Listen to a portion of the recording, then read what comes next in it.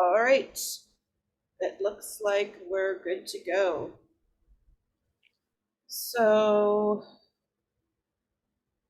I'm just going to pull up my slides and share my screen so that you can all see what I am talking about.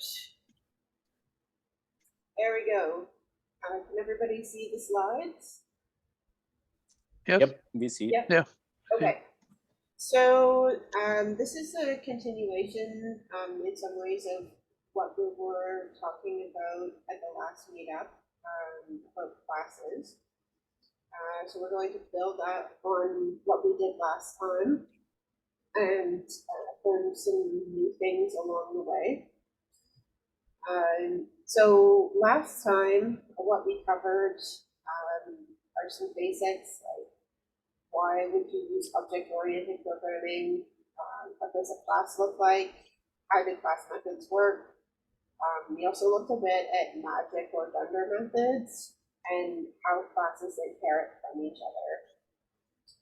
And then during the live coding portion, we created a car class. We gave the car attributes like make, model, and year. We gave the class methods like honk and change model. And then we created a race car class that inherits from the car class. And we gave the race car class its own methods in addition to methods that it inherits from the car class. So if you would like to see the slides or the code from the last session, they're available here. And in case you don't want to copy all of this down, we'll make these slides available so that you can also see the slides from the previous session as well. So today, we're going to do a couple of things. The first part is the presentation, where we're going to go over something that confused me for quite a while. Basically, how can you get two classes to interact with each other?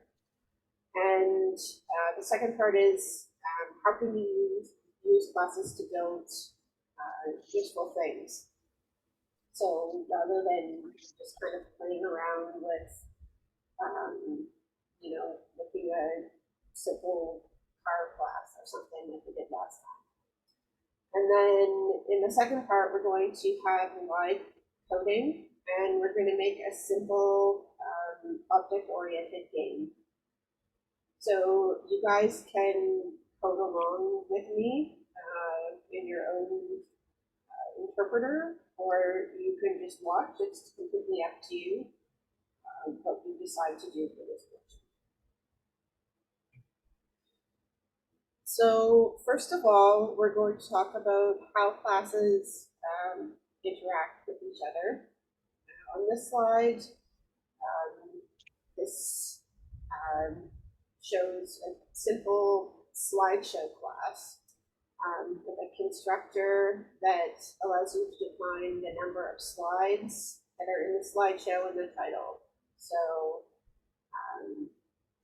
number of slides is num slides, title is title, and that's about it. It's pretty simple. And so here, suppose you want to add a new class to the program that you're writing called speaker, because you want to have somebody that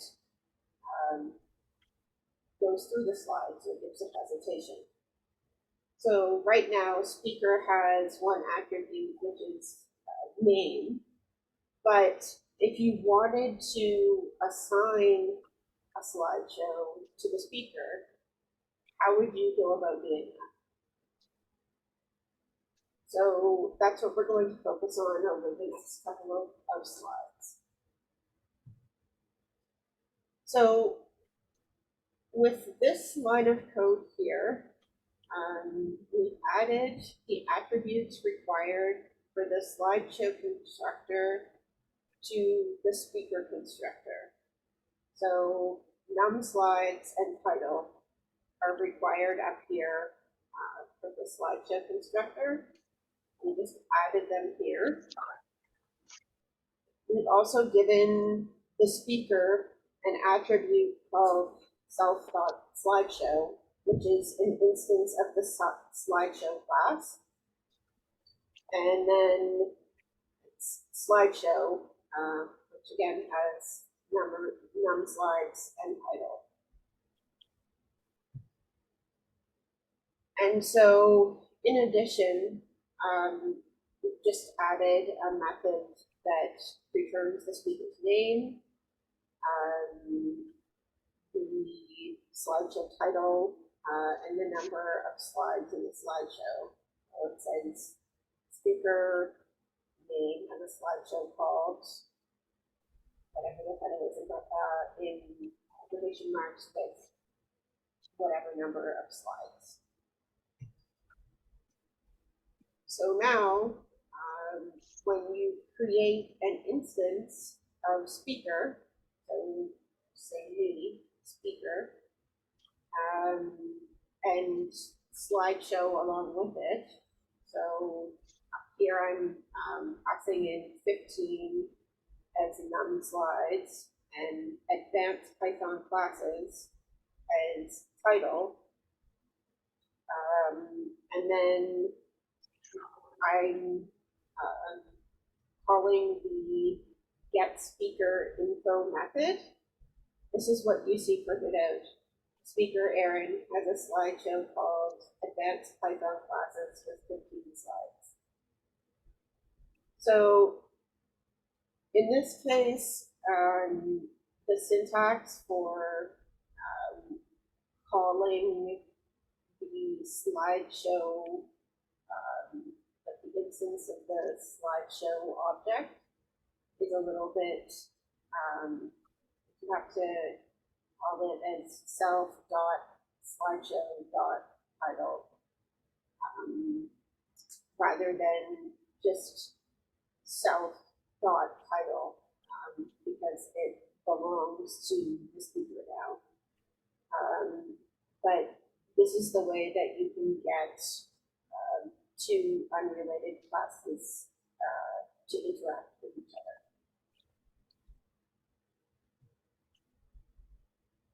So I guess the biggest question now is, well, what can you build if you keep working with classes? What things can you construct? So one thing is games. There's a web page here that walks you through how to build arcade games with Python and a library called Pygame. And you can do things like just build a simple home type game or create things that are quite a bit more complicated. You can also do machine learning. So each time you build a model with scikit-learn or any other machine learning library, you're creating an object that you're going to train with your data. And for an extra challenge, you can try writing your own simple linear regression algorithm. So, for instance, if you have 2 points and you feed them in to an object that you make, how would you fit a line to it using the y equals mx plus b equation? And a little bit of that is covered in the Codecademy linear regression section. And some of it is just if you have 2 points, it's somewhat easy to draw a line that just basically connects the 2 points. And then another thing that you can do is unit testing. So if you are writing a lot of code and you want to make sure that other people can use it besides just you, you're going to want to write tests for it to make sure that, for instance, the person using it is entering the right type of input. Are they entering numbers instead of strings or characters? And it's important to be able to write good tests and then also to create good error messages that will be displayed when problems arise. So those are some of the things that you can do when you are programming with classes. So now I'm just going to move on to the live coding session. Did anybody have any questions about the things that I talked about? I know that I didn't cover quite as many things as last time. I just wanted to make sure that there was enough, as much time as possible for live coding today as possible.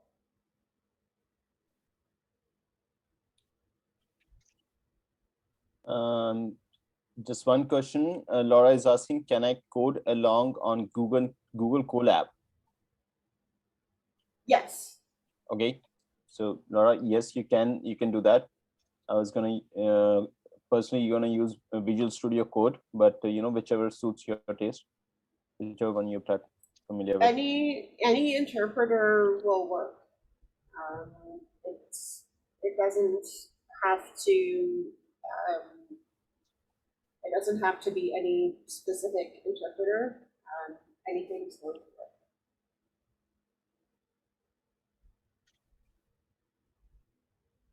Are there any other questions? There are no other questions in the chat, and I think we're good to continue. Let's begin live coding. So I'm going to stop sharing for a minute while I get myself, or get the right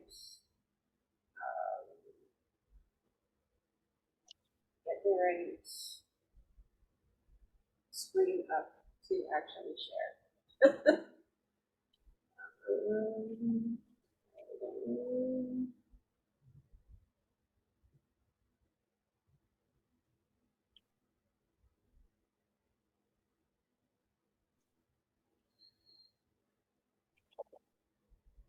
Okay, so can everybody see the screen now? Yep, we can see the program is.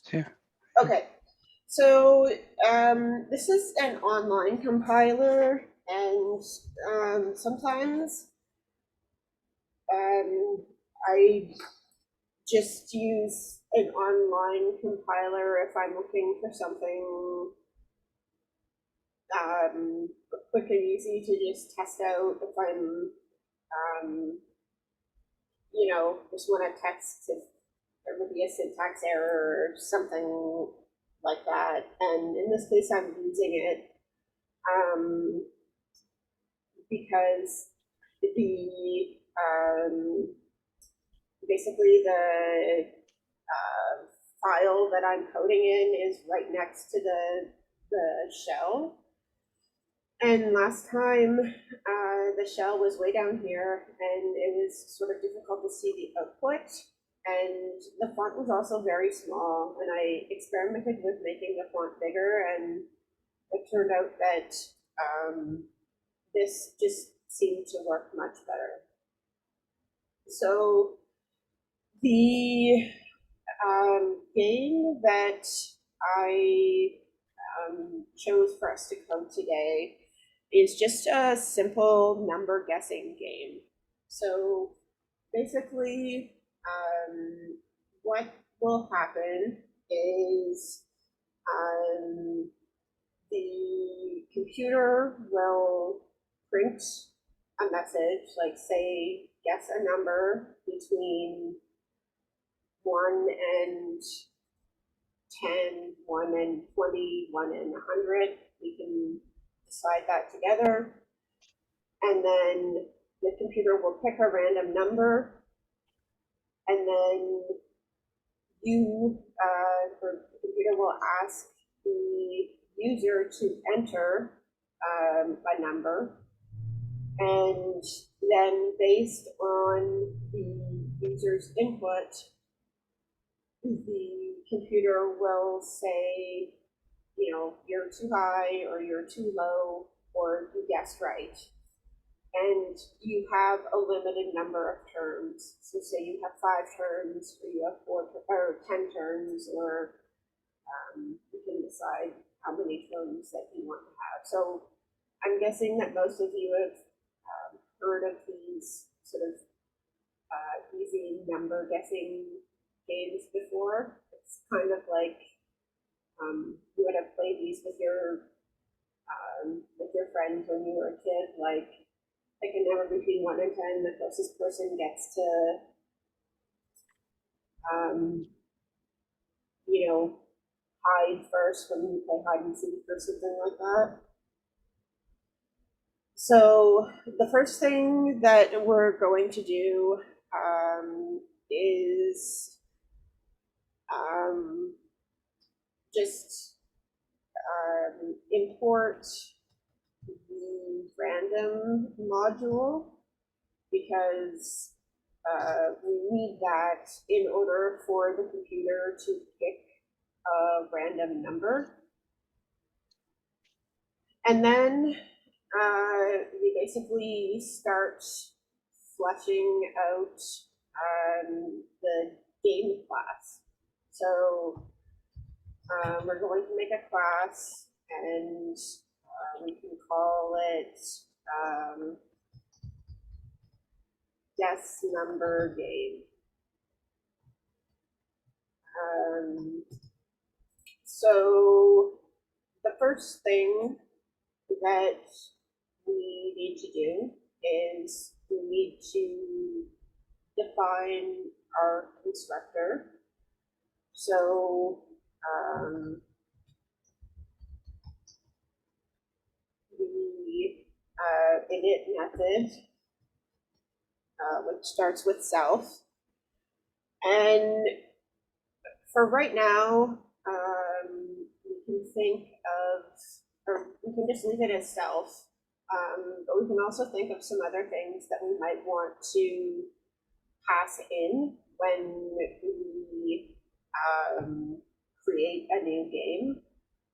Like say we want to define the range of numbers that you can guess between, like is it 1 in 10, is it 1 in 20, is it 1 in 100? You might want to pass in the number of guesses that the person playing the game can have. Do they get 5 guesses? Do they get 10 guesses? So those are things that we can put in here for when a new game gets created. So the first thing that I can think of would be the number. So like the number that like a random number that the computer picks. And in order to make sure that, or just to get the computer to pick a random number, look how if I could spell random dot rand int, and you just specify the range here. So this will be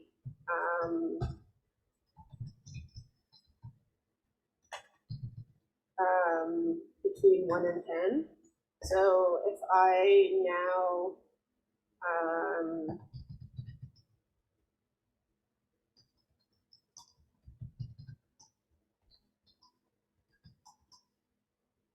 run this, it's just going to keep picking numbers between 1 and 10 randomly. So we can say change this, say we want to give the ability for whoever is playing the game to pick the range that they want the number to be between. Maybe they don't want to stick between 1 and 10. So in that case, we'll give them a min and a max, or a min number, say, and a max number. And so then we have self dot min number equals min number, self dot max number equals max number, and then in here we'll have self dot min number and self dot max number. So now if I run this again, it's going to pick a number between 1 and 20, just randomly. And if I take this out, because these are now required, it's just going to throw an error because it's missing required positional arguments. So I'm going to go back to between 1 and 20 for now, but we can change this later. And then, yeah, sure. One quick question. So over here now, right now we have an error that min number and max number is not provided. Could we also default them in the first init function right there? Yep. So say you want the min number default to be 1, and you want the max number default to be 20. Okay. You can do that, and then say I change this to 50. Okay. It will override this 20. So when I run it, this will go up to 21. Now it's 34. 34 makes sense. But then if I don't put anything in there, cool. it's going to default between 1 and 20. That's good. So the other thing that we want to have is a number of turns that the user can take. So let's say right now they're going to have 10 turns to start. It could be, we could change it to more or less. We could add it up here. So we could say turns equals 10, and change this to turns. And this way, if we don't put anything in here, it's going to just default to 10. But then if we want to change it to more or less turns, we'll be able to do that. So now we've got a minimum number, a maximum number, a line to generate the number, and the number of turns that the person that's guessing will be able to take. So we probably want to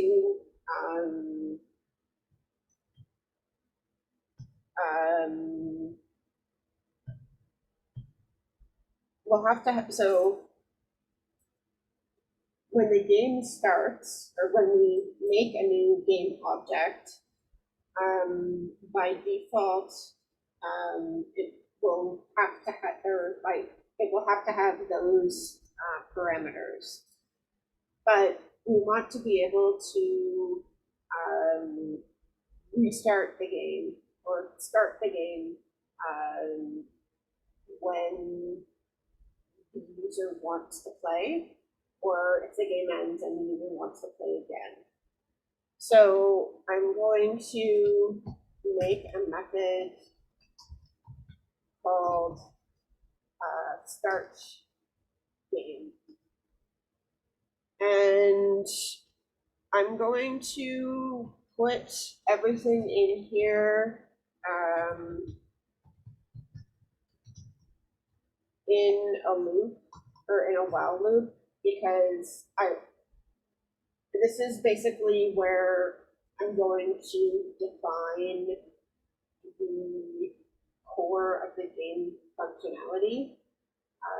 But I only want this to keep executing while the user still has turns left.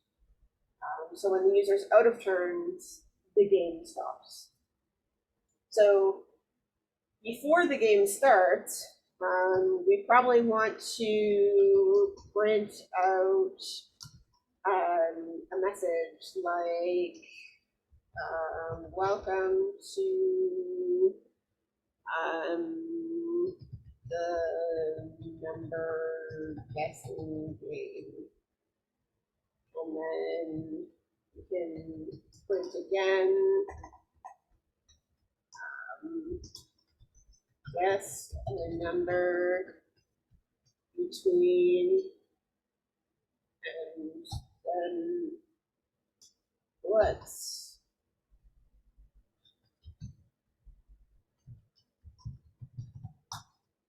format this so that it will print out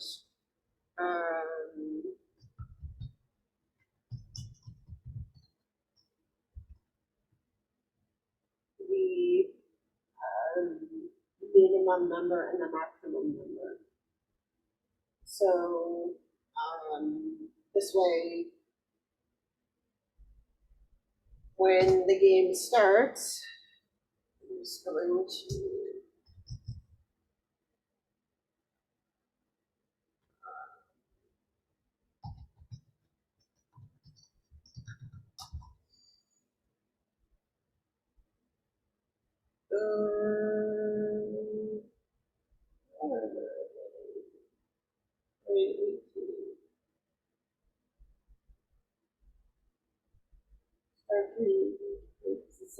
position of all remains, but one is given.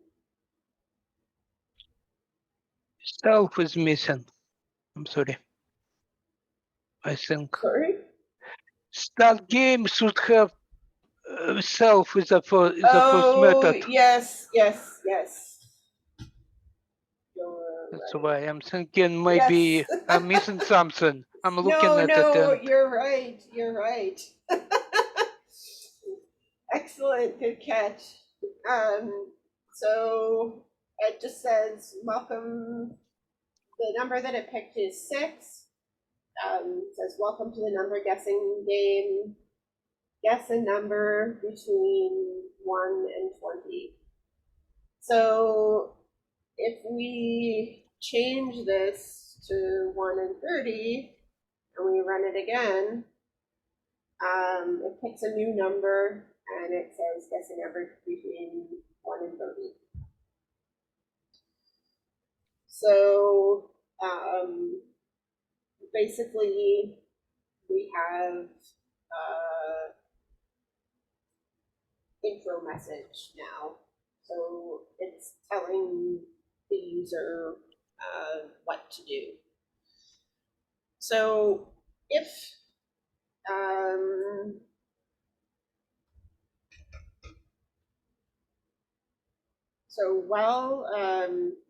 while the terms or the number of turns is greater than 0, we want to define the guess as being input that is coerced to an integer, like enter your number. And then say, I'm just going to run this again. Now it says enter your number. And so I can enter a number, say 9, but it's just going crazy because there's nothing after this. And it's just kind of going through this while loop, and yeah. But we need to add some logic for the game. So what happens if your guess is too high? What happens if your guess is too low? And what happens if your guess is right? So I'm going to say if your guess is greater than self.number, print like try guessing lower.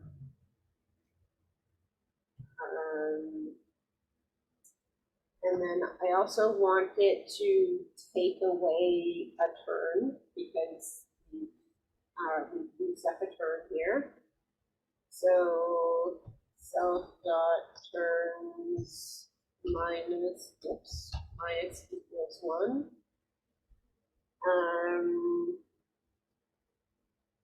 And then I probably want to tell the user how many turns they have left. So say you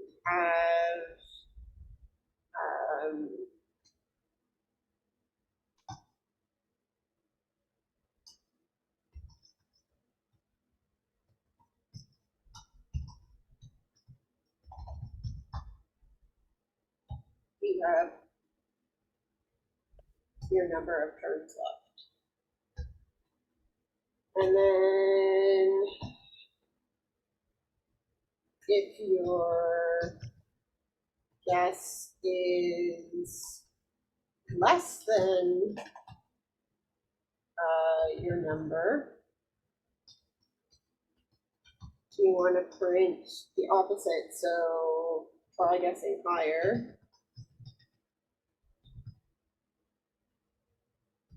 And you still want to take away a turn.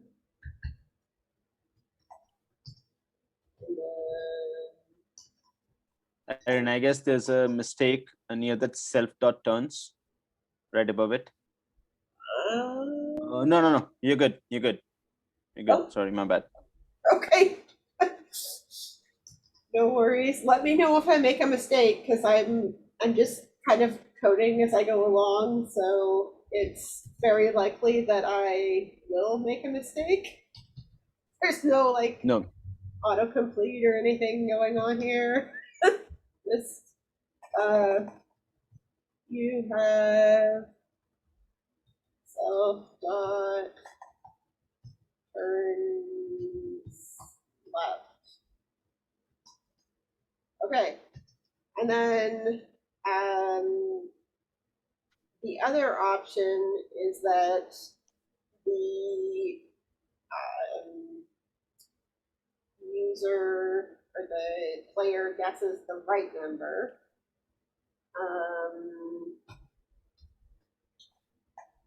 So I could logically, if we checked earlier to make sure that the number or that all of these guesses that the individual or that the player was entering were in fact correct, then I would be able to just write else, but I'm not comfortable doing that because those yeah, I think it would be safer just to do if the guess actually equals self dot number, and then print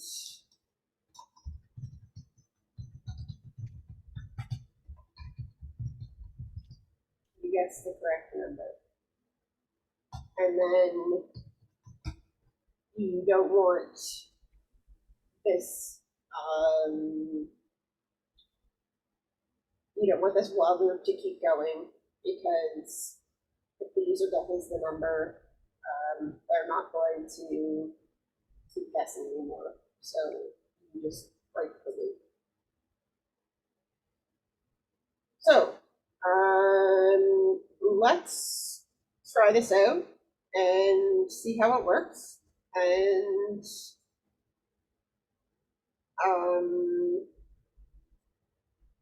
knowing that here the number is 6, you can just try a couple of possibilities, like entering a number that is higher and then a number that is lower, and then actually entering 6 just to see if it responds with the correct replies. So let's try entering 10.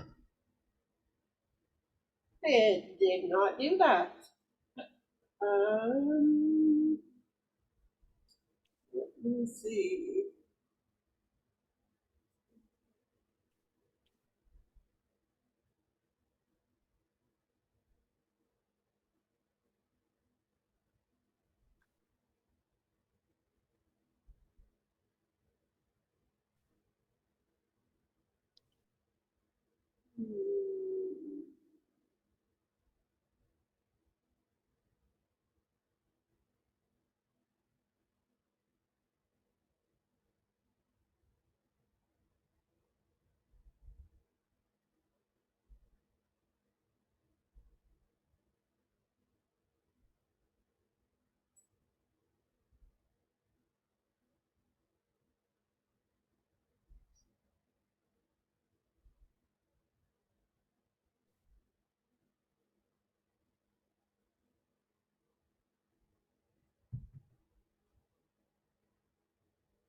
Okay, there is something That's odd.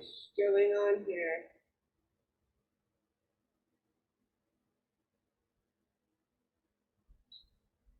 Let's try a few more and see what happens.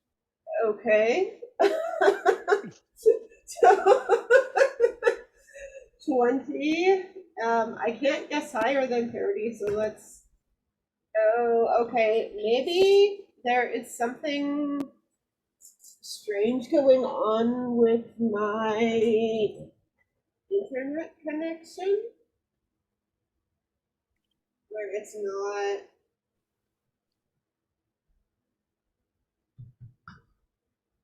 Mm-hmm.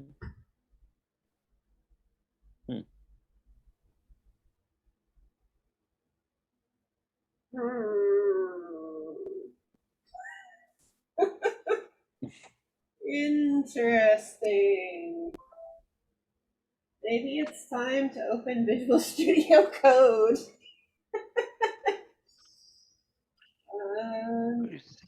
Solid.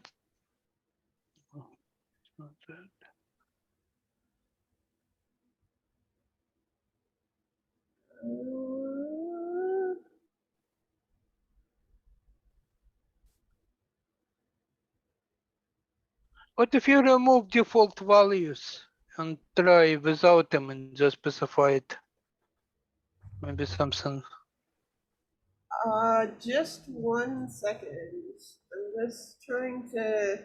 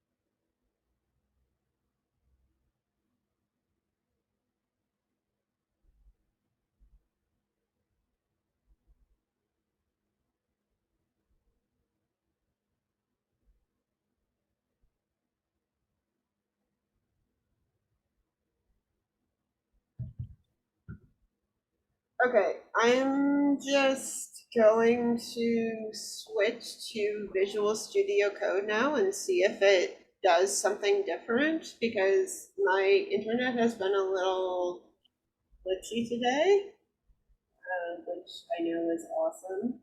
And so we're going to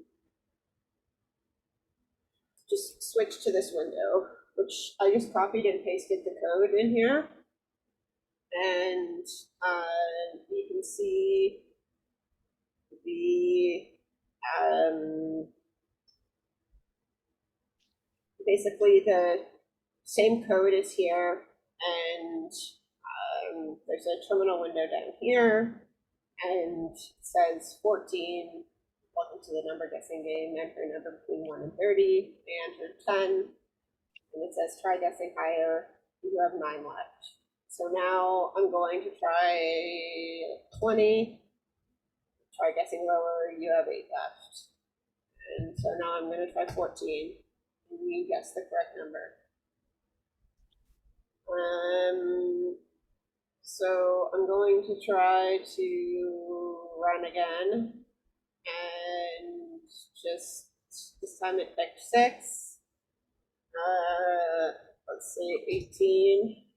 Try guessing lower. Now I'm going to try 1. Try guessing higher. 6. Guess the correct number.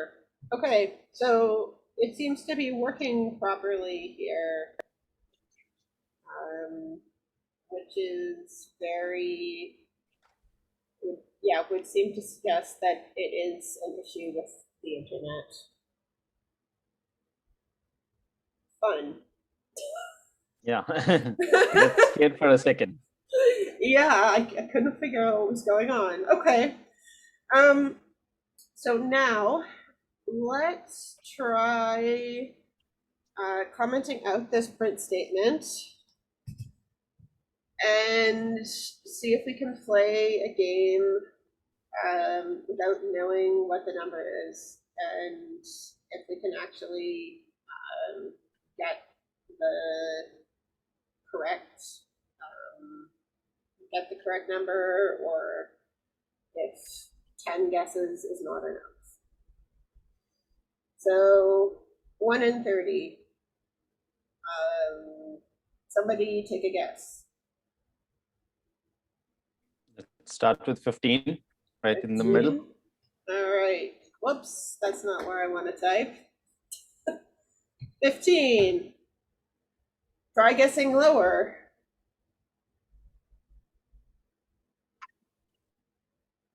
10. 10. Try guessing lower.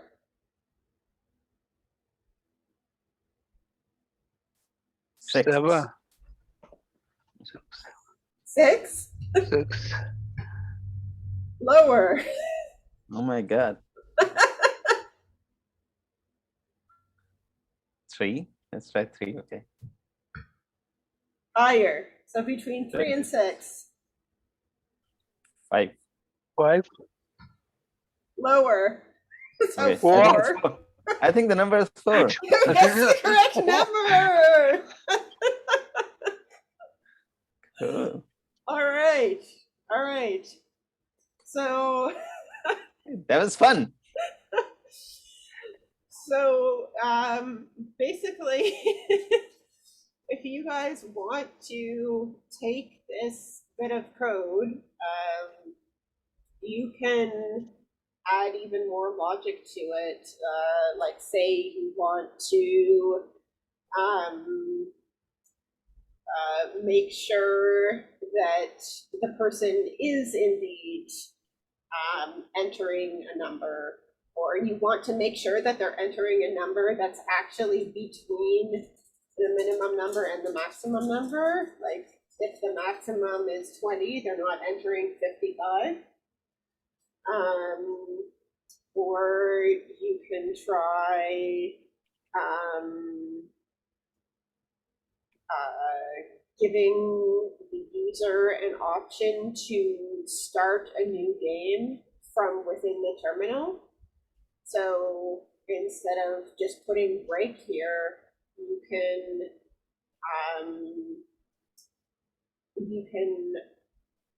extend logic to have an option to start a new game if the user chooses. You can say, do you want to exit or do you want to start a new game? So those are some things that if you guys want to keep going and working on this on your own, then you might want to think about doing those things. So I'm going to make this code file available for you, and I'm also going to make the recording and the slides available for you. So they should be up on YouTube and linked to the chapter's Codecademy page by tomorrow. So let me.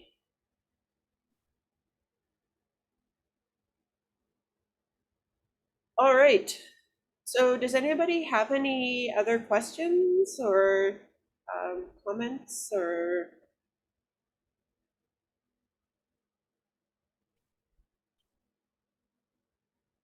I think personally just wanted to say thanks that, first of all, creating a game out of, nothing as a blank canvas is pretty fun. And then especially playing with your program is, now that I've, once after playing it, feels like even more fun.